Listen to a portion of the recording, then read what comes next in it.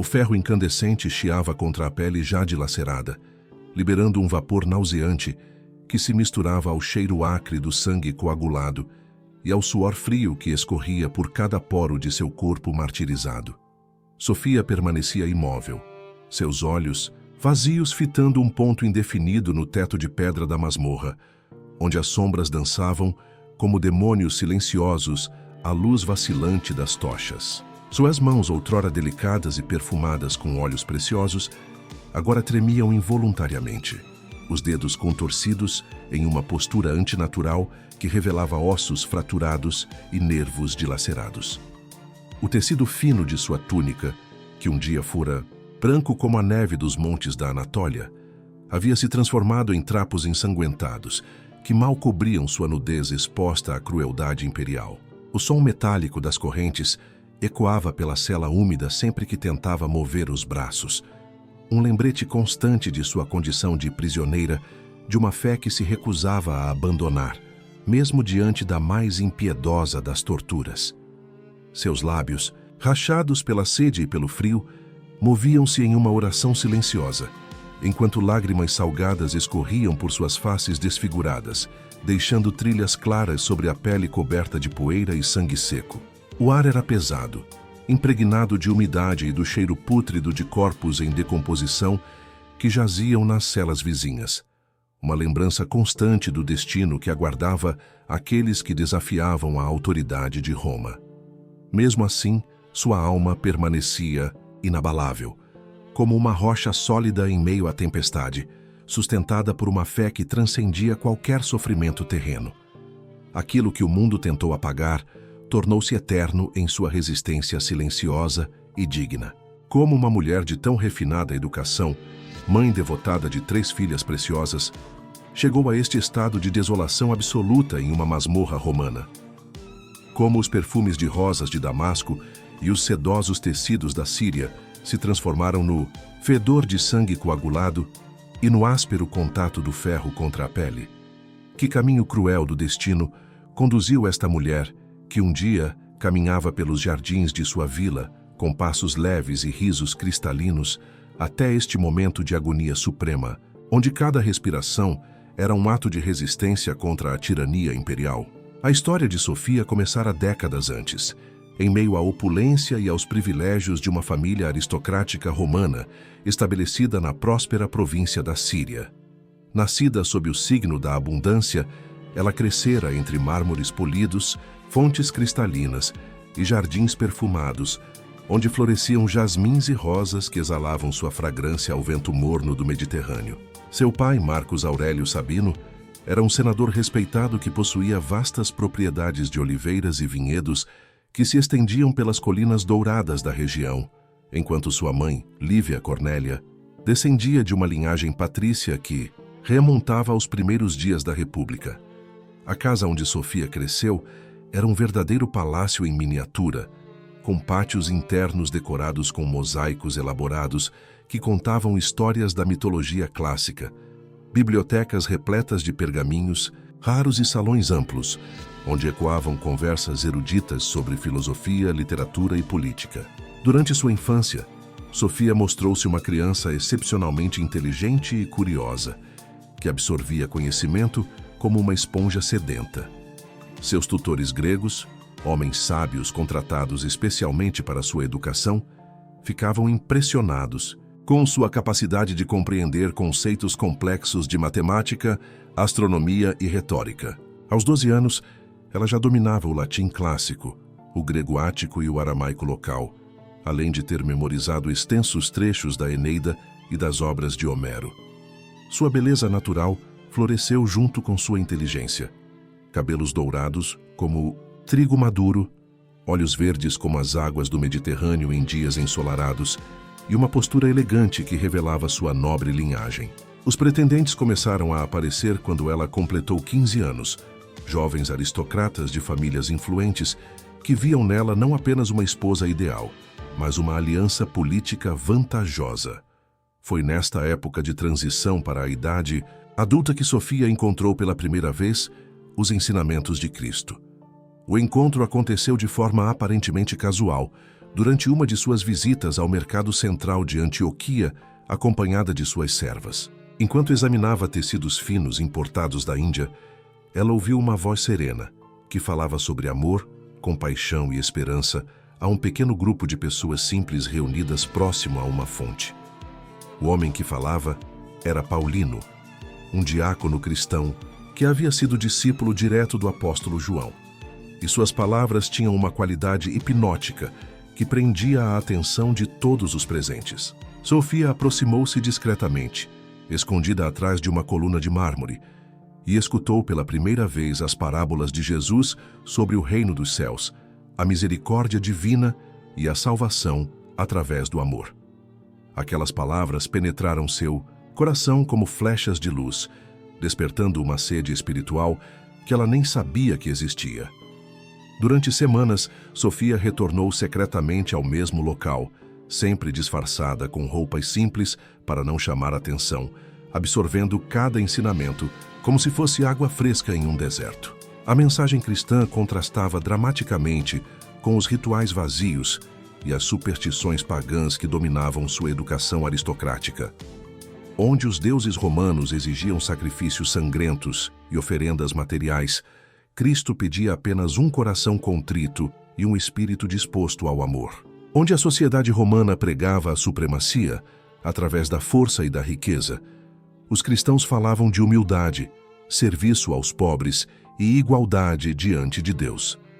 A transformação espiritual de Sofia foi gradual, mas profunda. Ela começou a questionar os valores que havia absorvido desde a infância, percebendo a futilidade das ambições terrenas diante da eternidade prometida por Cristo. Suas orações noturnas, antes direcionadas aos deuses do panteão romano, tornaram-se conversas íntimas com o Deus cristão, momentos de comunhão silenciosa onde sentia uma paz que transcendia qualquer compreensão racional. Mesmo diante de tudo, sua fé não vacilou quando começou a enfrentar a resistência de sua família, que via com desconfiança suas mudanças de comportamento e seus novos hábitos de caridade. O casamento de Sofia foi arranjado pelos pais quando ela completou 17 anos. Uma união política com Lúcio Valério Máximo, um oficial militar de carreira que servia nas legiões estacionadas na fronteira com o Império Parta. A cerimônia foi grandiosa, celebrada no templo de Júpiter com todos os rituais pagãos tradicionais. Mas Sofia participou como uma atriz, representando um papel que não mais correspondia à sua verdadeira identidade. Durante a oferenda aos deuses, quando deveria derramar vinho sobre o altar de mármore, suas mãos tremeram imperceptivelmente, não de nervosismo, mas de uma resistência interior que lutava contra a hipocrisia do momento. Seus votos matrimoniais foram pronunciados com a solenidade exigida pela ocasião, mas em seu coração ela já havia feito outros votos, mais sagrados e duradouros, que a ligavam eternamente a Cristo. Os primeiros anos de casamento trouxeram 3 filhas preciosas, que se tornaram o centro do universo emocional de Sofia. Fé, a primogênita, nasceu com cabelos escuros como a noite e olhos intensamente azuis que pareciam capazes de penetrar os mistérios mais profundos da alma.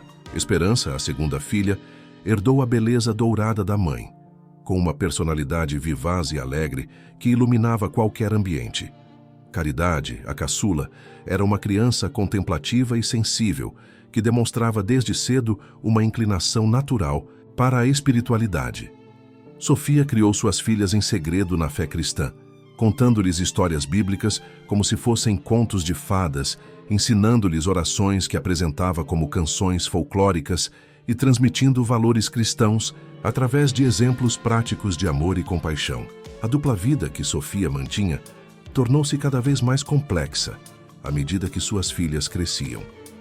Durante o dia, elas participavam dos rituais sociais exigidos de uma família aristocrática romana, sacrifícios nos templos, festivais públicos em honra aos imperadores, jogos no anfiteatro e banquetes elaborados onde se discutiam política e negócios. Durante a noite, no entanto, Sofia transformava seus aposentos particulares em um santuário cristão clandestino, onde ela e suas filhas se reuniam para orar, cantar hinos e estudar os evangelhos que ela havia memorizado após anos de encontros secretos com a comunidade cristã.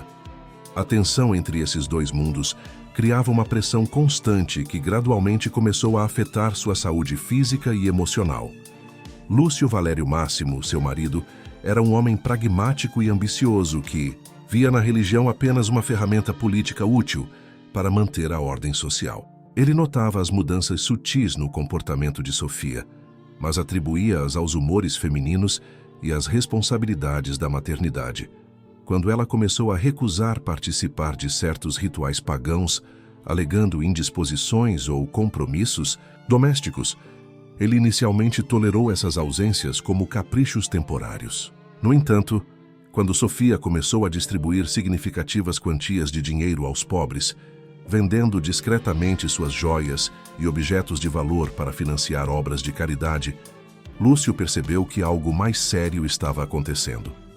A confrontação final entre o casal aconteceu numa noite de inverno, quando Lúcio descobriu acidentalmente Sofia e suas filhas, reunidas em oração ao redor de uma pequena cruz de madeira escondida atrás de uma cortina em seus aposentos. O choque inicial deu lugar a uma fúria controlada e perigosa. Lúcio compreendia perfeitamente as implicações políticas e sociais da conversão de sua família ao cristianismo. Não apenas sua própria carreira militar estaria em risco, mas a reputação e as propriedades de toda a linhagem familiar poderiam ser confiscadas pelo Estado. Ele exigiu que Sofia renunciasse imediatamente a essa superstição oriental e retornasse aos deveres religiosos tradicionais de uma matrona romana. Sofia enfrentou o marido com uma dignidade serena que contrastava dramaticamente com sua fúria explosiva. Ela explicou calmamente sua conversão, falando sobre a paz interior que havia encontrado em Cristo, sobre o sentido de propósito que a fé havia dado à sua vida e sobre sua impossibilidade de retornar às práticas pagãs que agora considerava vazias e até mesmo blasfemas. Suas palavras eram medidas e respeitosas, mas sua determinação era inquebrantável como o bronze. Lúcio alternava entre súplicas emocionais, ameaças veladas e tentativas de chantagem emocional, mas Sofia permaneceu inabalável em sua posição. Aquilo que o mundo tentou apagar tornou-se eterno em sua resistência silenciosa. A situação doméstica deteriorou-se rapidamente nas semanas seguintes. Lúcio tentou isolar Sofia de qualquer contato com a comunidade cristã, confinando-a praticamente aos seus aposentos e colocando guardas para vigiar seus movimentos. Ele confiscou todos os recursos financeiros de Sofia, impedindo-a de continuar suas obras de caridade, e proibiu terminantemente que ela transmitisse ensinamentos cristãos às filhas. No entanto, essas medidas apenas fortaleceram a determinação de Sofia, que interpretava a perseguição como um teste de sua fé. Durante os longos dias de confinamento, ela aprofundou sua vida de oração e contemplação, transformando sua prisão doméstica em um mosteiro pessoal onde cultivava uma intimidade crescente com Deus. As 3 filhas de Sofia reagiram de formas diferentes à crescente tensão familiar. Fé, já adolescente, assumiu um papel protetor em relação às irmãs menores, organizando discretamente momentos de oração compartilhada e mantendo viva a chama da fé cristã, mesmo sob a vigilância constante dos guardas paternos. Esperança, com sua personalidade naturalmente alegre, encontrava formas criativas de expressar sua fé através de canções e jogos que disfarçavam orações e histórias bíblicas. Caridade, a mais nova, desenvolvia uma maturidade espiritual precoce que impressionava até mesmo Sofia, demonstrando uma compreensão intuitiva dos mistérios divinos que transcendia sua idade. O ponto de ruptura final chegou quando o imperador Adriano visitou a província da Síria, como parte de uma turnê imperial para reforçar a autoridade romana nas regiões fronteiriças. Lúcio viu nesta visita uma oportunidade de restaurar sua reputação militar e política, organizando elaboradas cerimônias em honra do imperador que incluíam sacrifícios públicos aos deuses tradicionais. Ele exigiu que Sofia e suas filhas participassem proeminentemente destes rituais, não apenas como uma questão de dever cívico, mas como uma demonstração pública de lealdade à família e ao Estado romano. Sofia sabia que chegara o momento da verdade. Ela não podia mais manter a farsa de uma dupla identidade religiosa sem comprometer completamente sua integridade espiritual. Durante uma noite de oração particularmente intensa, ela sentiu uma clareza divina que lhe indicava o caminho a seguir. Ela deveria confessar publicamente sua fé cristã, independentemente das consequências, confiando que Deus protegeria suas filhas e transformaria seu testemunho em uma semente de fé para outros corações sedentos de verdade. A confissão pública de Sofia aconteceu durante o festival em honra ao imperador, diante de uma multidão de milhares de pessoas que se reunira no grande anfiteatro de Antioquia. Quando chegou o momento de oferecer incenso ao altar imperial, Sofia avançou com passos firmes até o centro da arena, mas em vez de realizar o ritual esperado, ela se ajoelhou e declarou em voz alta e clara sua fé em Jesus Cristo como único Senhor e Salvador. O silêncio que se seguiu foi mais ensurdecedor que qualquer rugido da multidão. Depois veio a explosão de vozes confusas, gritos de indignação e o som metálico das armaduras dos soldados que se aproximavam para prendê-la. Lúcio assistiu à cena com uma mistura de horror e humilhação que se transformou rapidamente em uma fúria homicida. Sua carreira militar estava arruinada, sua reputação destroçada e sua família mergulhada em uma vergonha pública que duraria gerações. Ele não apenas permitiu a prisão de Sofia, mas colaborou ativamente com as autoridades imperiais, fornecendo informações sobre as atividades cristãs de sua esposa e até mesmo sugerindo métodos de tortura que poderiam quebrar sua resistência espiritual. O homem que um dia jurou protegê-la e amá-la havia se tornado seu mais implacável perseguidor. As filhas de Sofia foram separadas dela imediatamente após sua prisão e confiadas aos cuidados de famílias pagãs confiáveis, que tinham a missão de erradicar qualquer vestígio de educação cristã. No entanto, os anos de formação espiritual que haviam recebido de sua mãe mostraram-se mais resistentes do que seus novos tutores imaginavam. Fé, esperança e caridade mantiveram secretamente sua fé cristã e encontraram formas engenhosas de se comunicar entre si, compartilhando orações codificadas e símbolos cristãos disfarçados em bordados e desenhos aparentemente inocentes. Sofia foi inicialmente mantida em uma prisão relativamente confortável, na esperança de que o isolamento e a saudade das filhas eventualmente quebrassem sua resistência.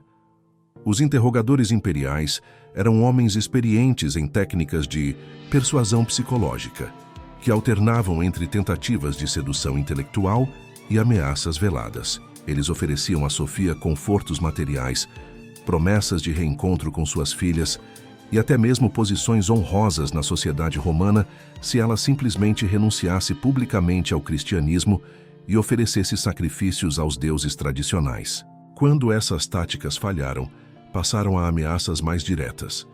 Se ela não cooperasse, suas filhas seriam vendidas como escravas ou forçadas à prostituição nos bordéis mais sórdidos do império. Mesmo diante dessas ameaças terríveis, Sofia manteve sua posição com uma serenidade que desconcertava seus captores. Ela explicava pacientemente que sua fé em Cristo não era uma questão de escolha pessoal, mas uma realidade espiritual que havia transformado completamente sua natureza interior. Renunciar a Cristo seria como tentar deixar de respirar ou fazer o coração parar de bater. Simplesmente impossível sem destruir a própria essência de seu ser. Suas respostas eram sempre respeitosas, mas firmes como diamante, demonstrando uma educação refinada e uma inteligência aguçada, que impressionavam até mesmo seus interrogadores mais cínicos. Quando ficou claro que Sofia não cederia a métodos psicológicos, as autoridades imperiais decidiram aplicar torturas físicas progressivamente mais severas. O processo começou com privações aparentemente menores, redução das rações de comida e água, exposição a temperaturas extremas, privação de sono através de interrogatórios noturnos constantes. Sofia suportou essas provações iniciais com uma resistência que surpreendia até mesmo os guardas mais brutalizados, mantendo sua rotina de orações e demonstrando uma paz interior que parecia sobrenatural. As torturas escalaram gradualmente para métodos mais cruéis. Açoites com chicotes de couro cravejados de metal, queimaduras com ferros incandescentes, esmagamento de dedos e articulações com instrumentos especialmente projetados para causar dor máxima sem causar morte imediata. Cada sessão de tortura era precedida por uma oferta final de clemência se Sofia renunciasse ao cristianismo, e cada recusa era seguida por uma intensificação das atrocidades físicas. No entanto, algo extraordinário acontecia durante esses momentos de agonia extrema. Sofia parecia transcender a dor física através de uma conexão espiritual profunda com Cristo, experimentando visões místicas e êxtases religiosos que a sustentavam além dos limites normais da resistência humana. Seu corpo era frágil, mas sua alma já era eterna, manifestando uma força que parecia vir de uma fonte além deste mundo. Os próprios torturadores começaram a ficar perturbados pela reação de Sofia às suas torturas. Em vez de gritos de desespero, ela murmurava orações. Em vez de súplicas por misericórdia, ela oferecia perdão aos seus algozes. Em vez de maldições, ela proferia bênçãos. Alguns dos soldados mais jovens começaram a questionar secretamente a justiça do que estavam fazendo, plantando sementes de dúvida que eventualmente floresceriam em conversões clandestinas ao cristianismo. Durante os meses de tortura, Sofia desenvolveu uma rotina espiritual que a mantinha conectada com Deus apesar das circunstâncias extremas. Ao amanhecer, quando os primeiros raios de sol penetravam através das pequenas janelas gradeadas de sua cela, ela oferecia orações de gratidão pela oportunidade de sofrer por Cristo. Durante o dia, entre as sessões de interrogatório e tortura, ela meditava sobre as escrituras que havia memorizado, encontrando paralelos entre sua própria experiência e a paixão de Cristo. À noite, antes de dormir no chão frio e úmido da prisão, ela orava intensamente por suas filhas, pedindo a Deus que as protegesse e mantivesse acesa a chama da fé em seus corações jovens. As condições físicas de Sofia deterioraram-se drasticamente ao longo dos meses de cativeiro. Sua pele, antes macia como seda, tornou-se áspera e marcada por cicatrizes que contavam a história de cada tortura suportada. Seus cabelos dourados, que um dia foram sua maior vaidade, agora caíam em mechas opacas e quebradiças. Seus olhos verdes, embora ainda brilhassem com uma luz interior indomável, estavam agora emoldurados por rugas prematuras e sombras profundas que revelavam noites sem sono e dias de sofrimento indescritível. Suas mãos, que costumavam tocar harpa e bordar delicadas flores em tecidos preciosos, agora tremiam constantemente devido aos nervos danificados pelos instrumentos de tortura. No entanto, paradoxalmente, quanto mais seu corpo se deteriorava, mais sua presença espiritual se intensificava.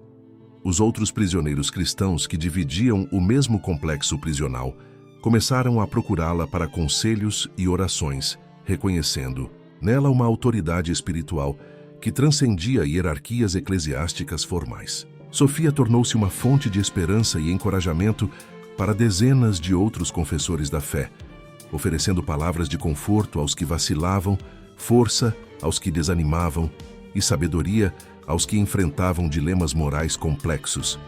Sua influência espiritual começou a se estender além dos muros da prisão através de mensagens secretas, transmitidas por guardas simpatizantes e familiares de outros prisioneiros. As histórias sobre a resistência heróica de Sofia e sua serenidade diante da tortura espalharam-se pela comunidade cristã de Antioquia como fogo em palha seca, inspirando outros fiéis a manterem sua própria fé diante da perseguição crescente. Jovens cristãos que contemplavam renunciar à fé para salvar suas vidas encontravam nova coragem ao ouvir sobre o exemplo de Sofia. Famílias cristãs que viviam em medo constante descobriam uma paz interior ao seguir o modelo de confiança em Deus que ela demonstrava. Enquanto isso, suas 3 filhas enfrentavam suas próprias provações nas casas das famílias pagãs que as haviam adotado à força. Fé, agora com 15 anos, enfrentava pressão constante para se casar com um jovem oficial romano que via nela uma oportunidade de ascensão social através da conexão com a antiga riqueza familiar. Ela resistia a esses avanços com uma maturidade que impressionava seus tutores, explicando calmamente que havia feito votos de castidade que não podia quebrar. Quando ameaçada com punições físicas, ela respondia com a mesma serenidade que havia aprendido observando sua mãe, mantendo uma dignidade interior que nenhuma circunstância externa podia destruir. Esperança, agora com 13 anos, usava sua personalidade naturalmente alegre para esconder uma vida de oração intensa e penitência voluntária. Ela havia desenvolvido um sistema complexo de códigos e símbolos que lhe permitia manter contato secreto com suas irmãs, coordenando momentos de oração simultânea e compartilhando mensagens de encorajamento mútuo. Sua alegria exterior era genuína, mas vinha de uma fonte espiritual profunda que seus tutores pagãos não conseguiam compreender ou extinguir. Caridade, a caçula com apenas 11 anos, demonstrava uma sabedoria espiritual que deixava até mesmo adultos experientes perplexos. Ela havia memorizado centenas de versículos bíblicos e conseguia aplicá-los a situações cotidianas, com uma perspicácia que revelava uma compreensão intuitiva dos mistérios divinos. Quando questionada sobre sua recusa em participar de rituais pagãos, ela respondia com explicações teológicas sofisticadas que seus tutores não conseguiam refutar, citando contradições lógicas no politeísmo romano e contrastando-as com a coerência da doutrina cristã. A determinação das 3 irmãs em manter sua fé cristã, apesar da separação forçada e da pressão constante, tornou-se um problema crescente para as autoridades imperiais. Elas representavam uma prova viva de que a conversão cristã não era simplesmente uma fase rebelde que podia ser corrigida através de educação adequada, mas uma transformação espiritual profunda que resistia a todos os esforços de erradicação. Mais preocupante ainda, sua influência começou a se espalhar entre outras crianças e jovens de famílias aristocráticas, plantando sementes de dúvida sobre a validade dos deuses tradicionais e despertando curiosidade sobre os ensinamentos cristãos. A decisão de intensificar a pressão sobre Sofia foi tomada nos mais altos níveis do governo imperial. Mensageiros especiais foram enviados ao próprio imperador Adriano, relatando a situação e solicitando instruções específicas sobre como lidar com um caso que estava se tornando simbolicamente importante para a resistência cristã em toda a região. A resposta imperial foi clara e implacável. Sofia deveria ser quebrada a qualquer custo, usando qualquer método necessário, porque sua resistência continuada estava inspirando outros cristãos e minando a autoridade do Estado romano. Foi então que as autoridades imperiais conceberam a forma mais cruel de tortura psicológica imaginável. Elas trouxeram as 3 filhas de Sofia para a prisão, não para permitir um reencontro, mas para forçá-la a assistir enquanto elas eram torturadas diante de seus olhos. O plano era diabolicamente simples. Se Sofia não renunciasse ao cristianismo após ver suas filhas sofrerem, ela seria forçada a assistir enquanto elas eram executadas uma por uma, começando com a mais nova. O reencontro de Sofia com suas filhas depois de mais de um ano de separação foi um momento de intensa emoção que quase quebrou sua resistência espiritual. Fé havia crescido e se tornado uma jovem mulher de beleza impressionante, mas sua face mostrava sinais de tristeza profunda e determinação férrea. Esperança mantinha seu sorriso característico, mas Sofia podia ver nos seus olhos o peso das provações que havia suportado. Caridade parecia ter envelhecido anos em poucos meses, com uma seriedade prematura que contrastava com sua idade infantil, mas seus olhos brilhavam com uma luz espiritual que confirmava que sua fé permanecia intacta. As 4 mulheres foram reunidas em uma cela especial, construída especificamente para esse encontro, com janelas amplas que permitiam aos oficiais imperiais observar cada expressão, cada palavra, cada gesto que pudesse indicar fraqueza emocional. Sofia abraçou suas filhas com lágrimas de alegria e dor, sentindo ao mesmo tempo a felicidade do reencontro e o terror do que estava por vir.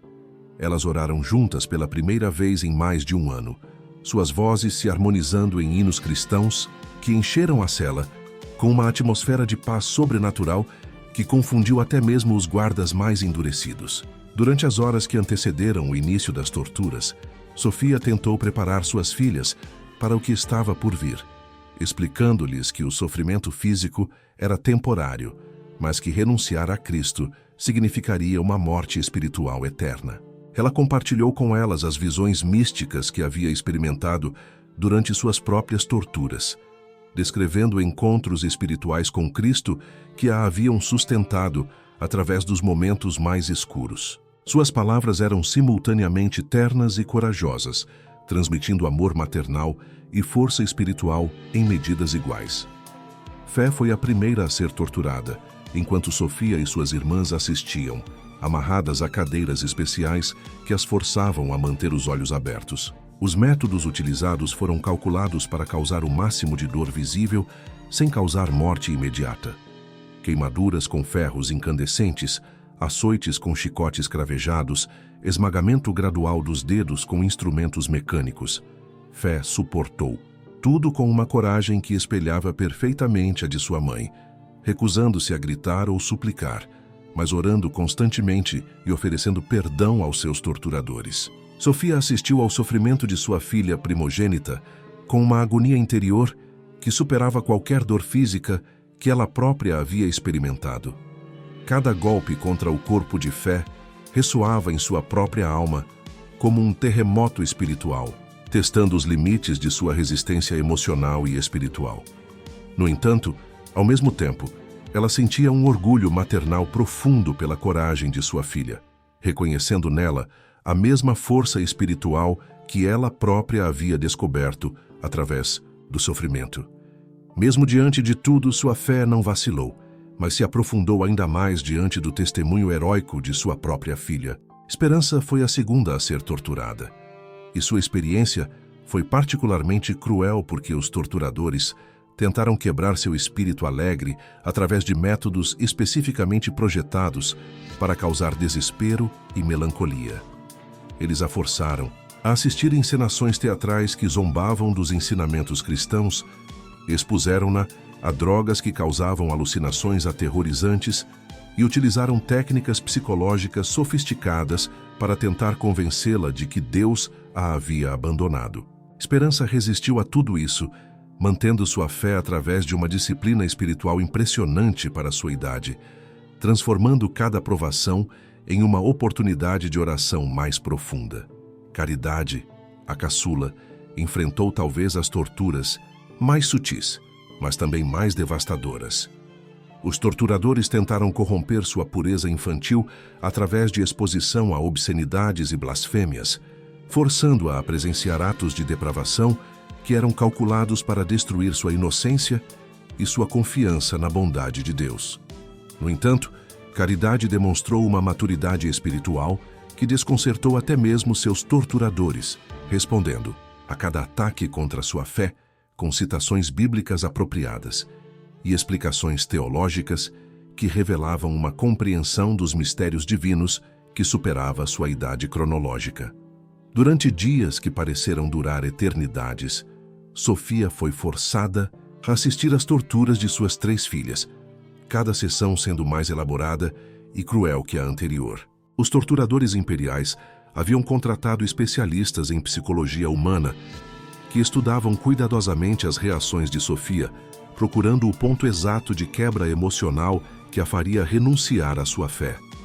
Eles alternavam entre momentos de tortura intensa e períodos de falsa esperança, oferecendo tratamento médico às filhas em troca de pequenas concessões religiosas, apenas para retirar essas ofertas quando Sofia demonstrava sinais de cedência. O que os torturadores não conseguiam compreender era que cada demonstração de coragem por parte de suas filhas, em vez de quebrar a resistência de Sofia, na verdade a fortalecia ainda mais.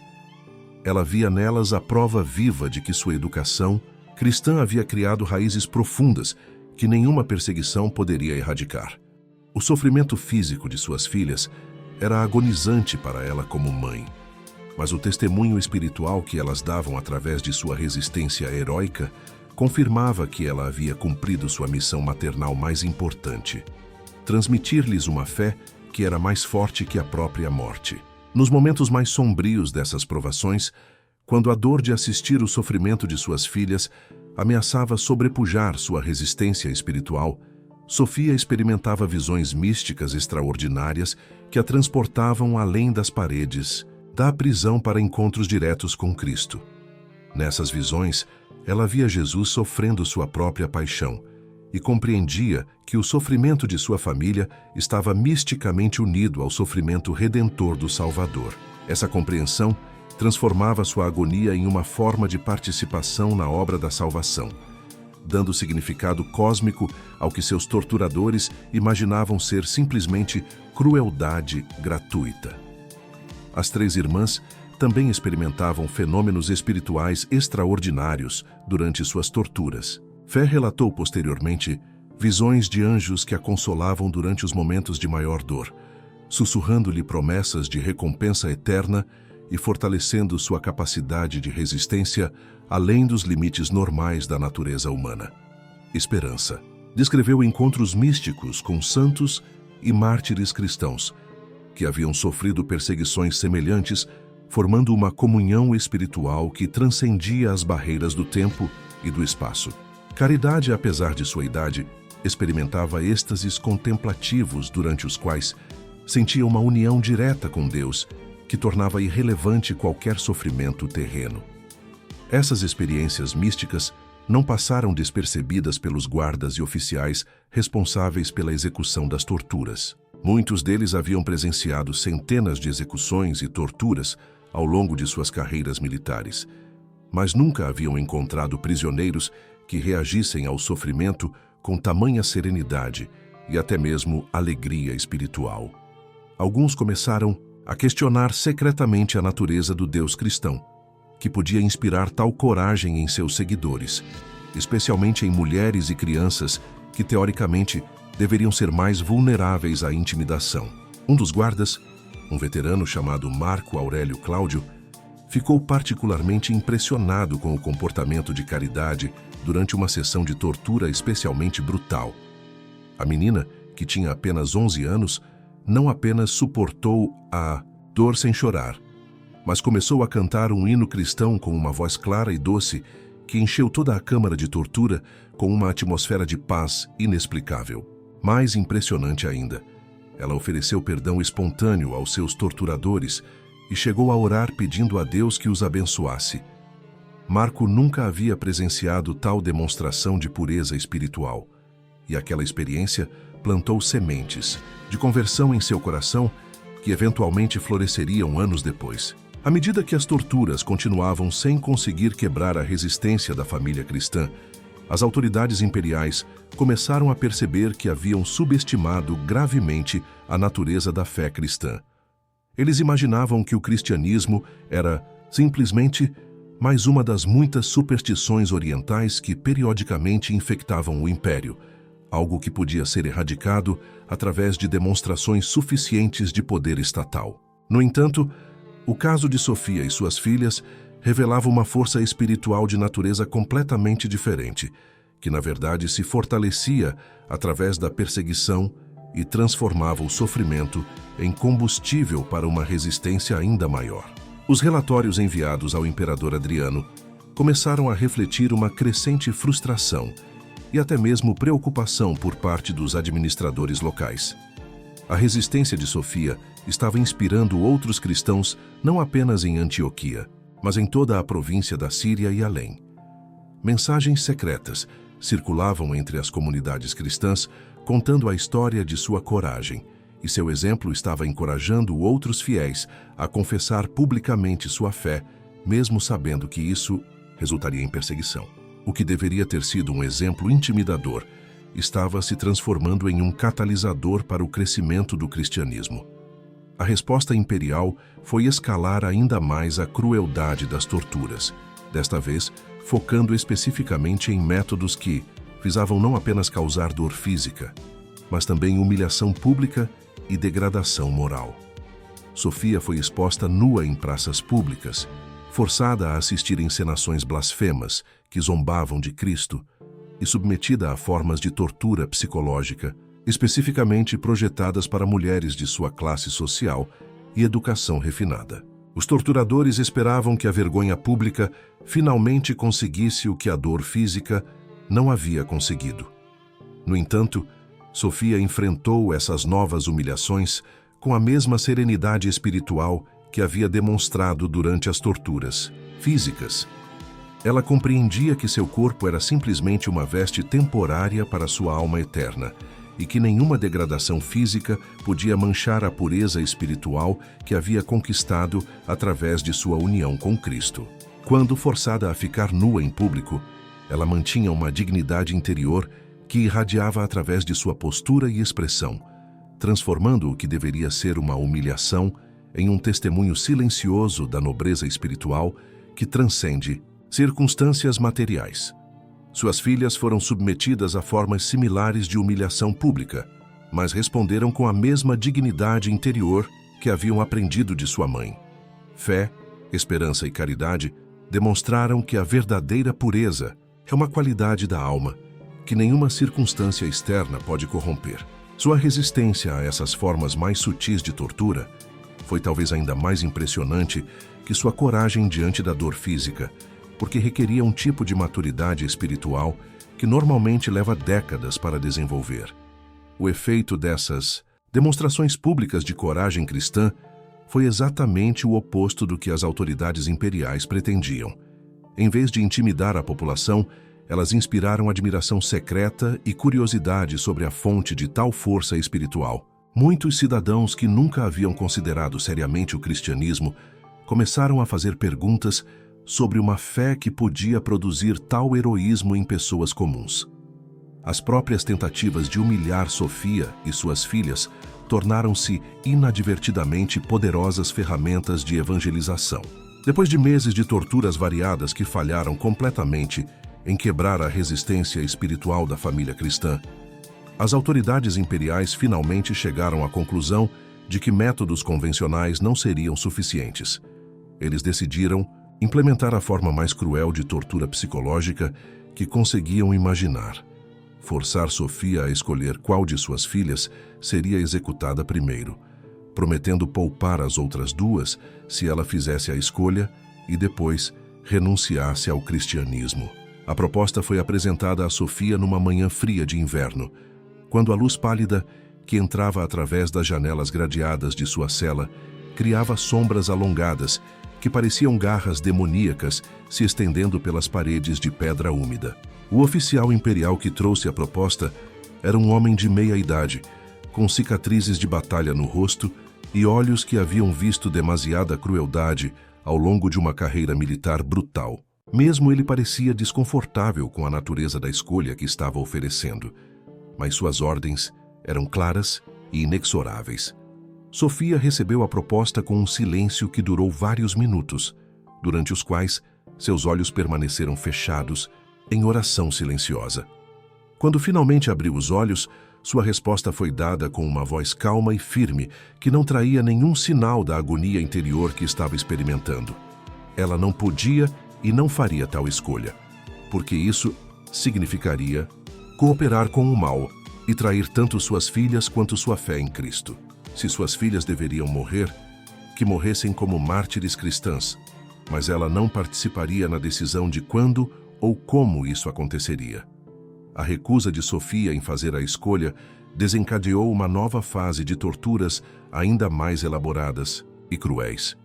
Os torturadores imperiais, frustrados por meses de fracasso, abandonaram qualquer pretensão de sofisticação psicológica e recorreram a métodos de brutalidade pura que visavam simplesmente quebrar a resistência através de dor extrema e prolongada. Sofia foi submetida a torturas que testaram os limites absolutos da resistência humana.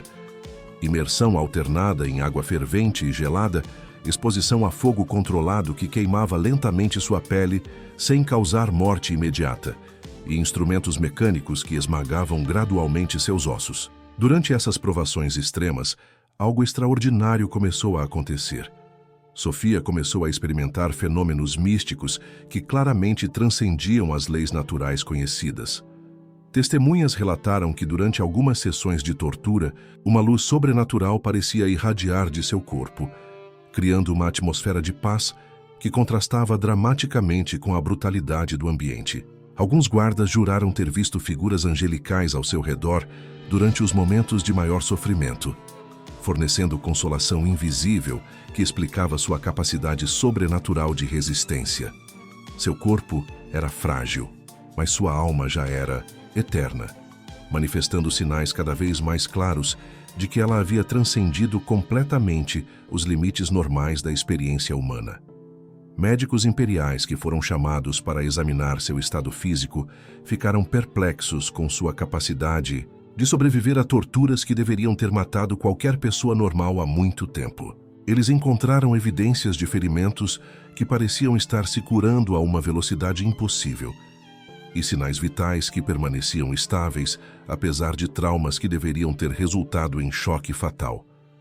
As filhas de Sofia também começaram a manifestar fenômenos similares durante suas próprias torturas. Fé desenvolveu uma capacidade aparentemente sobrenatural de predizer eventos futuros, fazendo profecias precisas sobre o destino de seus torturadores e sobre o crescimento futuro do cristianismo no Império.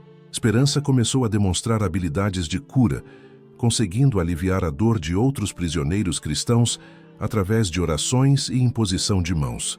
Caridade manifestou uma sabedoria teológica que impressionava até mesmo os filósofos pagãos mais eruditos que foram trazidos para debater com ela. Esses fenômenos sobrenaturais não passaram despercebidos pela população de Antioquia, e histórias sobre os milagres associados à família de Sofia começaram a se espalhar como fogo em palha seca. O que havia começado como uma tentativa de intimidar a comunidade cristã estava se transformando em uma poderosa demonstração da veracidade da fé cristã. Muitos pagãos começaram a questionar seriamente suas próprias crenças religiosas, perguntando-se: que tipo de Deus podia dar tal poder a seus seguidores? A situação havia se tornado tão problemática do ponto de vista político que o próprio imperador Adriano decidiu viajar pessoalmente a Antioquia para supervisionar a resolução do caso. Sua chegada foi marcada por cerimônias elaboradas, destinadas a reafirmar a autoridade imperial e intimidar qualquer simpatizante cristão que pudesse estar considerando seguir o exemplo de Sofia. No entanto, a presença imperial também elevou o perfil do caso para um nível de importância histórica que garantiria que a história de Sofia seria lembrada por gerações. O encontro pessoal entre o imperador Adriano e Sofia foi um momento de confronto entre dois mundos espirituais completamente diferentes. Adriano era um homem culto e filosoficamente sofisticado, que se orgulhava de sua tolerância religiosa e sua capacidade de compreender diferentes tradições espirituais.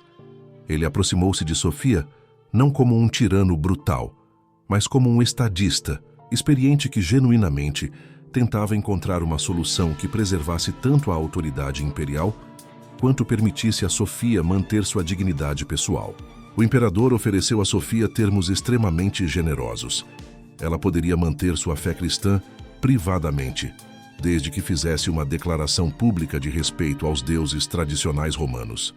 Suas filhas seriam libertadas e poderiam ser educadas em mosteiros cristãos que ele próprio estabeleceria, e ela seria exilada para uma vila confortável onde poderia viver o resto de seus dias em oração e contemplação. Era uma oferta que qualquer prisioneiro sensato teria aceito imediatamente, representando uma solução que salvava vidas enquanto preservava a face imperial. Sofia ouviu a proposta imperial com o respeito devido ao cargo de Adriano, mas sua resposta foi tão firme quanto havia sido durante meses de tortura. Ela não podia fazer declarações públicas que contradissessem sua fé interior, mesmo que essas declarações fossem meramente formais. Para ela, a fé cristã não era uma questão de opinião pessoal que podia ser compartimentalizada, mas uma verdade absoluta que definia cada aspecto de sua existência. Aceitar a proposta imperial seria equivalente a negar a si mesma, o que era literalmente impossível para alguém cuja identidade havia se tornado completamente unificada com sua fé em Cristo. A recusa de Sofia deixou Adriano genuinamente perplexo. Como um homem acostumado a negociar com reis, filósofos e líderes religiosos de todo o mundo conhecido, ele não conseguia compreender uma mentalidade que rejeitava compromissos aparentemente razoáveis em favor de princípios absolutos. Sua frustração cresceu quando percebeu que Sofia não estava sendo obstinada ou irracional, mas simplesmente operando a partir de uma estrutura de valores completamente diferente daquela que governava o mundo político e militar romano. O imperador tentou uma última estratégia. Ele trouxe os mais eloquentes filósofos e retóricos do império para debater com Sofia, esperando que argumentos intelectuais sofisticados conseguissem o que força bruta não havia conseguido. Durante vários dias, Sofia enfrentou uma sucessão de acadêmicos brilhantes que apresentaram argumentos elaborados contra o cristianismo e em favor do politeísmo tradicional romano. Esses debates foram conduzidos em público, diante de audiências que incluíam os cidadãos mais educados e influentes da província. Para surpresa de todos, Sofia não apenas resistiu a esses ataques intelectuais, mas, na verdade, dominou os debates com uma demonstração de erudição teológica e filosófica que impressionou até mesmo seus oponentes. Sua educação aristocrática, combinada com anos de estudo bíblico intensivo e experiência espiritual profunda, havia criado uma síntese única de conhecimento secular e sabedoria religiosa que a tornava uma debatedora formidável. Ela conseguia citar Platão e Aristóteles para defender pontos cristãos, usar lógica rigorosa para expor contradições no politeísmo romano e apresentar argumentos cosmológicos sofisticados para a existência do Deus cristão. O resultado desses debates públicos foi mais um desastre para as autoridades imperiais. Em vez de desacreditar Sofia, eles a estabeleceram como uma autoridade intelectual respeitável, cuja fé cristã não podia ser descartada como ignorância ou superstição. Muitos dos espectadores saíram desses debates com uma impressão muito mais favorável do cristianismo, e alguns filósofos pagãos começaram secretamente a estudar os evangelhos cristãos para compreender melhor a fonte da sabedoria de Sofia. Enfrentando o fracasso completo de todas as estratégias convencionais, Adriano finalmente tomou uma decisão que revelava tanto sua frustração quanto seu reconhecimento de que estava lidando com um fenômeno que transcendia categorias políticas normais. Ele decretou que Sofia e suas filhas seriam executadas publicamente, mas de uma forma que honrasse sua coragem enquanto mantinha a autoridade imperial. As execuções seriam conduzidas como rituais solenes, não como demonstrações de crueldade, que as vítimas teriam oportunidade de fazer declarações finais antes de suas mortes. A notícia das execuções planejadas espalhou-se rapidamente por toda a província, e além atraindo cristãos de lugares distantes que vinham prestar suas homenagens finais a uma família que havia se tornado símbolo da resistência cristã. As autoridades tentaram controlar essas peregrinações, mas descobriram que era impossível impedir completamente o fluxo de visitantes que queriam ver pessoalmente as mulheres que haviam desafiado com sucesso o poder imperial durante tantos meses. Durante os dias que antecederam a execução, Sofia e suas filhas foram transferidas para acomodações ligeiramente mais confortáveis, onde receberam permissão para encontros privados com líderes cristãos locais e oportunidades de preparação espiritual final. Esses encontros foram monitorados de perto pelos guardas imperiais, mas mesmo assim permitiram momentos de comunhão cristã genuína que fortaleceram toda a família para o que estava por vir. Sofia usou esses últimos dias para completar sua preparação espiritual e também para deixar mensagens finais que seriam transmitidas à comunidade cristã mais ampla. Ela ditou cartas eloquentes que combinavam sabedoria maternal, insights teológicos profundos, instruções práticas para outros cristãos que poderiam enfrentar perseguições similares. Essas cartas eventualmente se tornariam documentos venerados na tradição cristã primitiva, preservando sua sabedoria para gerações futuras. Suas filhas também usaram este tempo para suas próprias preparações espirituais, cada uma desenvolvendo um foco particular que refletia sua personalidade única. Fé concentrou-se em orações pela conversão de seus perseguidores, demonstrando uma maturidade espiritual extraordinária ao conseguir manter amor genuíno por aqueles que a haviam torturado. Esperança organizou hinos e cânticos que seriam cantados durante a execução, transformando o que deveria ser um momento de tragédia em uma celebração da vida eterna. Caridade dedicou-se a memorizar ainda mais passagens bíblicas, determinada a usar seus últimos momentos de vida para compartilhar a palavra de Deus com qualquer pessoa que estivesse presente. O dia da execução amanheceu com um céu cinzento e nublado que parecia refletir a solenidade do momento. Uma multidão imensa se reuniu na arena central de Antioquia, incluindo não apenas curiosos locais, mas também cristãos que haviam viajado de lugares distantes e oficiais imperiais de alto escalão que vinham testemunhar o fim de um caso que havia se tornado notório em todo o império. A atmosfera era tensa, mas respeitosa, reconhecendo que todos estavam prestes a testemunhar um momento de significado histórico. Sofia e suas filhas foram trazidas para a arena em uma procissão solene, que mais parecia um ritual religioso do que uma marcha para a execução. Elas caminhavam com dignidade e serenidade, vestindo túnicas brancas simples que simbolizavam a pureza de suas almas e cantando hinos cristãos com vozes claras que ecoavam por toda a arena. Sua presença irradiava uma paz sobrenatural que contrastava dramaticamente com a tensão da multidão, criando uma atmosfera quase mística que impressionou até mesmo os observadores mais cínicos. Quando chegaram ao centro da arena, Sofia foi convidada a fazer sua declaração final.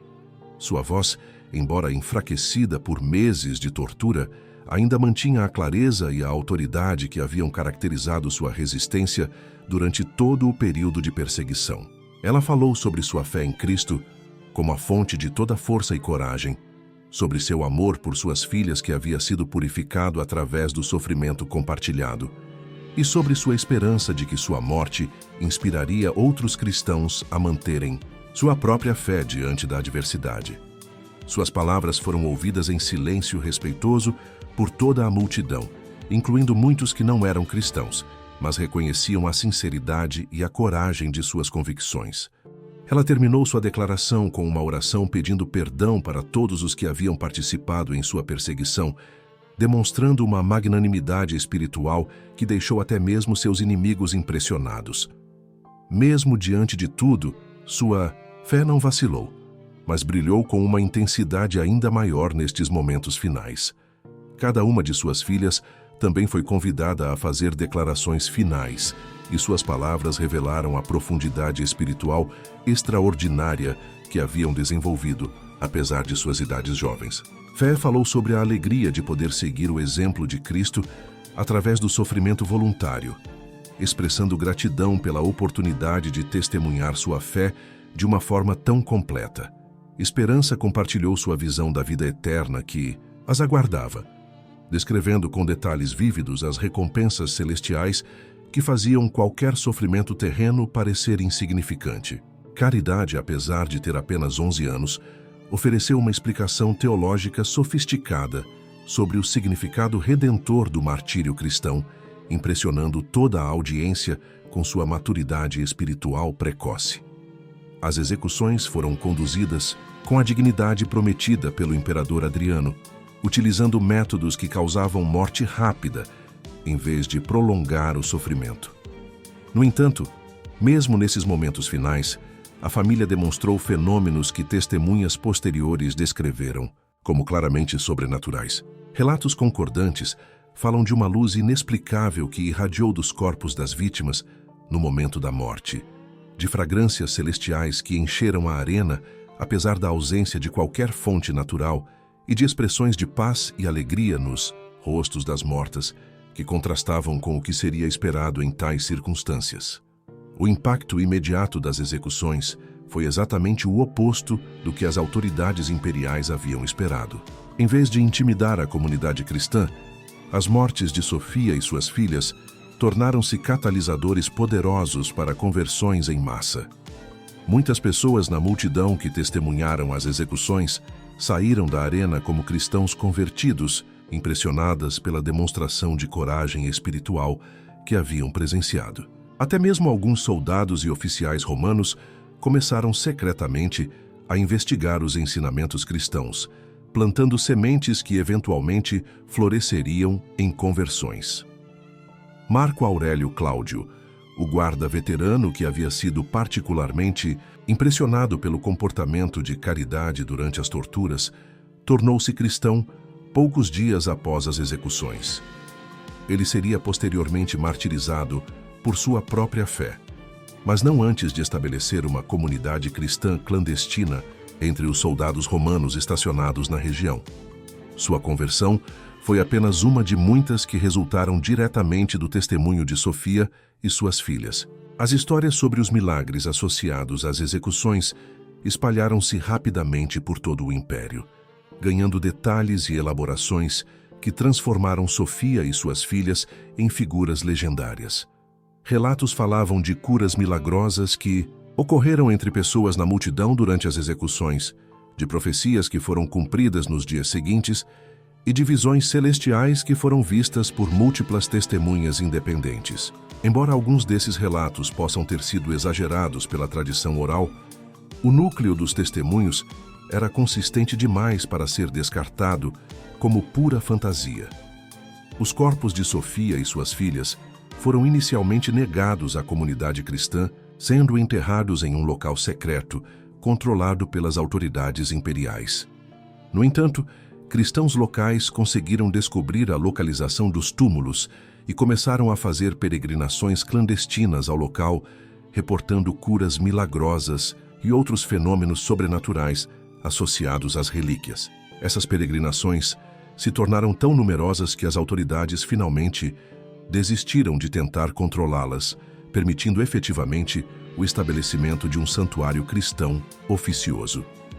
Nos anos que se seguiram às execuções, a memória de Sofia e suas filhas tornou-se uma fonte poderosa de inspiração para cristãos em todo o império que enfrentavam suas próprias perseguições. Suas histórias foram contadas e recontadas em comunidades cristãs, servindo como exemplos de como a fé genuína poderia triunfar sobre qualquer adversidade terrena. Muitos mártires posteriores citaram especificamente o exemplo de Sofia como fonte de coragem para enfrentar suas próprias provações. A ironia final da história de Sofia foi que sua resistência bem-sucedida à perseguição imperial contribuiu significativamente para o eventual triunfo do cristianismo no Império Romano. Sua demonstração de que a fé cristã era mais forte que o poder imperial plantou sementes de dúvida sobre a eficácia da perseguição como estratégia política.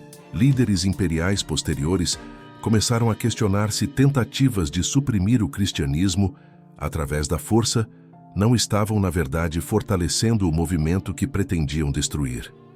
O imperador Adriano, pessoalmente afetado por seu encontro com Sofia, gradualmente modificou suas políticas em relação aos cristãos durante o resto de seu reinado. Embora nunca tenha se convertido ao cristianismo, ele desenvolveu um respeito relutante pela coragem e integridade que havia testemunhado, e suas perseguições posteriores tornaram-se menos sistemáticas e brutais. Alguns historiadores sugerem que sua experiência com Sofia plantou sementes que, eventualmente, contribuíram para a conversão de Constantino e a legalização oficial do cristianismo no Império. A linhagem familiar de Sofia também teve ramificações históricas interessantes. Lúcio Valério Máximo, seu marido que havia colaborado com sua perseguição, foi posteriormente consumido por remorso e culpa que o levaram a uma forma de loucura. Ele passou seus últimos anos obsessivamente visitando o túmulo de Sofia, suplicando perdão para crimes que ela já havia perdoado antes de sua morte. Sua própria morte foi solitária e patética, um contraste marcante com a morte gloriosa de sua esposa. Várias gerações após a morte de Sofia, descendentes distantes de sua família se tornaram proeminentes líderes cristãos no Império Romano cristianizado. Eles carregavam com orgulho o legado de sua ancestral mártir, e várias igrejas e mosteiros foram estabelecidos em sua honra.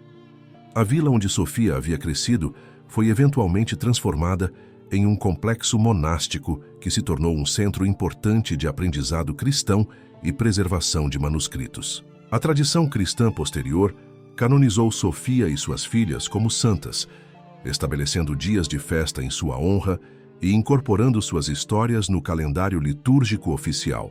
Suas vidas tornaram-se temas populares para a arte cristã, com pinturas e mosaicos representando sua coragem sendo criados em igrejas por todo o mundo cristão. A iconografia tradicional as retrata vestindo túnicas brancas e carregando palmas de martírio, símbolos de sua vitória espiritual sobre a perseguição terrena. Teólogos cristãos posteriores usaram a história de Sofia como exemplo paradigmático de como a fé genuína pode transformar sofrimento em triunfo espiritual.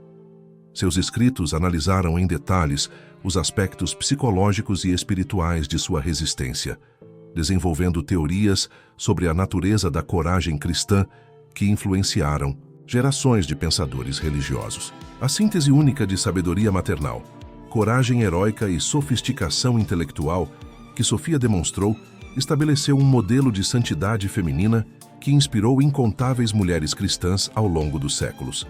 A influência de Sofia estendeu-se além das fronteiras do cristianismo, inspirando movimentos de resistência não violenta em várias culturas e períodos históricos. Sua demonstração de que princípios espirituais poderiam triunfar sobre poder político bruto tornou-se um precedente citado por ativistas sociais, reformadores religiosos e defensores dos direitos humanos em contextos muito distantes de suas circunstâncias originais.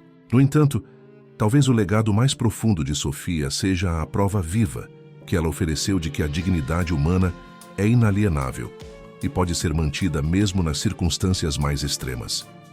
Sua recusa em permitir que tortura, humilhação ou ameaças quebrassem sua integridade interior demonstrou uma verdade sobre a natureza humana, que transcende fronteiras religiosas e culturais. Ela provou que existe uma dimensão da personalidade humana que permanece invulnerável a qualquer ataque externo, desde que seja nutrida por convicções genuinamente profundas. A história de Sofia também ilustra o paradoxo fundamental de que tentativas de destruir a verdade através da força frequentemente resultam em sua propagação ainda maior. Cada tortura que ela suportou, cada humilhação que enfrentou com dignidade, cada momento de coragem que demonstrou diante da adversidade, tornaram-se sementes que germinaram em conversões, inspirações e transformações espirituais que se espalharam muito além das fronteiras do Império Romano. Aquilo que o mundo tentou apagar tornou-se eterno através de sua resistência heróica. Seu corpo era frágil, mas sua alma já era eterna. E essa eternidade manifestou-se não apenas em sua própria transcendência do sofrimento, mas também na imortalidade de seu exemplo e influência. Séculos após sua morte, cristãos ainda encontram força e inspiração em sua história, descobrindo em seu testemunho recursos espirituais para enfrentar suas próprias provações.